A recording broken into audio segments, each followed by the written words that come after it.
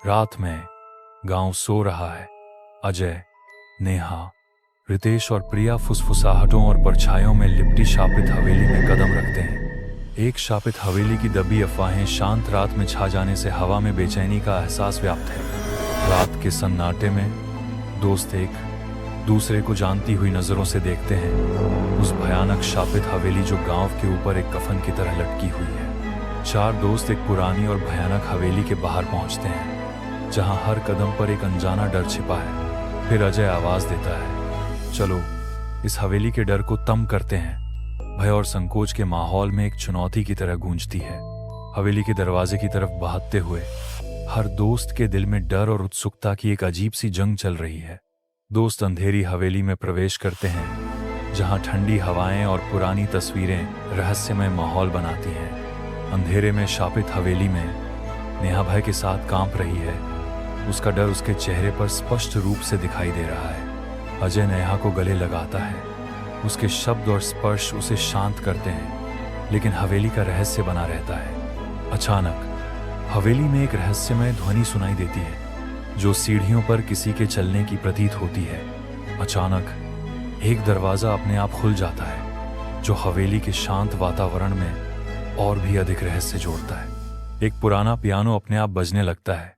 हवेली में एक भयानक और अलौकिक संगीत का माहौल बना देता है। जैसे ही रात हवेली पर उतरती है, डरावनी छायाएं दीवारों पर अजीब तरीके से हिलने लगती हैं।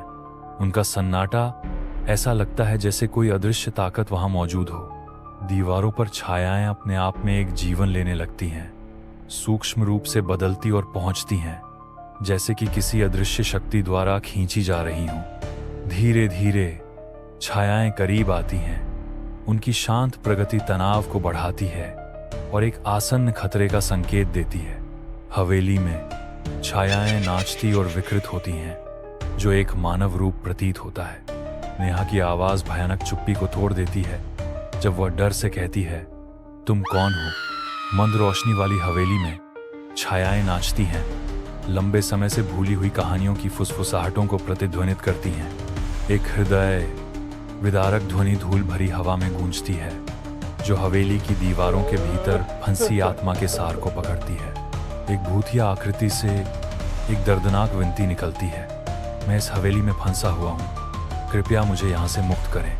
हवेली की भूतिया दीवारों के भीतर सदियों पहले के धोखे और लालच ने एक भयानक अलौकिक उपस्थिति जमा दी। आत्मा की शक्तिशाली आवाज गूंजती है, सदियों पहले लालच और धोखे ने इस हवेली के भीतर एक निर्दोष परिवार की जान ले ली, हमेशा के लिए इस जगह को शापित कर दिया। भूतिया दीवारों के भीतर एक निर्दोष परिवार की भयानक कहानी है, जो धोखे और लालच का शिकार होकर हमेशा के लिए हवेली को शापित कर देती है। हल्की रोशनी में डूबी हवेली की दीवारों पर छायाएं अजीब तरीके से हिलती हैं। हवा में एक अनजानी बेचैनी फैल जाती है, जैसे कोई बड़ा रहस्य छुपा हो। तहखाने के रहस्यों के बीच भाग्य का एक नया अध्याय शुरू होता है। तहखाने की ठंडी गहराई में अजय दरवाजे के पास तलवार को हिंसक रूप से तोड़कर चुप्पी तोड़ता है। दरवाजे पर तलवार की तेज आवाज गूंजती है, जो आने वाली मुश्किलों और जीवन के लिए चल रहे संघर्ष की याद दिलाती है। तलवार के विनाश के साथ हवेली में प्रकाश की एक अदम्य लहर दौड़ती है, जो भूतिया साये को मिटा देती है। तलवार के टूटते ही उससे निकलने वाली चमक हवेली के हर कोने को रोशनी से भर देती है। यह पल गहरा और मार्मिक बन जाता है, जैसे भूत की आत्मा अपने अंतिम क्षण में शांति और मुक्ति पा रही हो। भूतिया आत्मा के चले जाने से हवेली की रात की शांति वापस आ जाती है, जो एक अध्याय के अंत का प्रतीक है।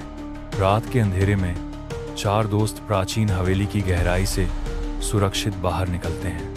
दोस्तों के लौटने पर गांव में खुशी की लहर दौड़ पड़ती है। उनके चेहरे राहत और विजय से अंकित हैं। खुशी से भरे पुनर्मिलन के बीच हवेली शांत और स्थिर खड़ी रहती है।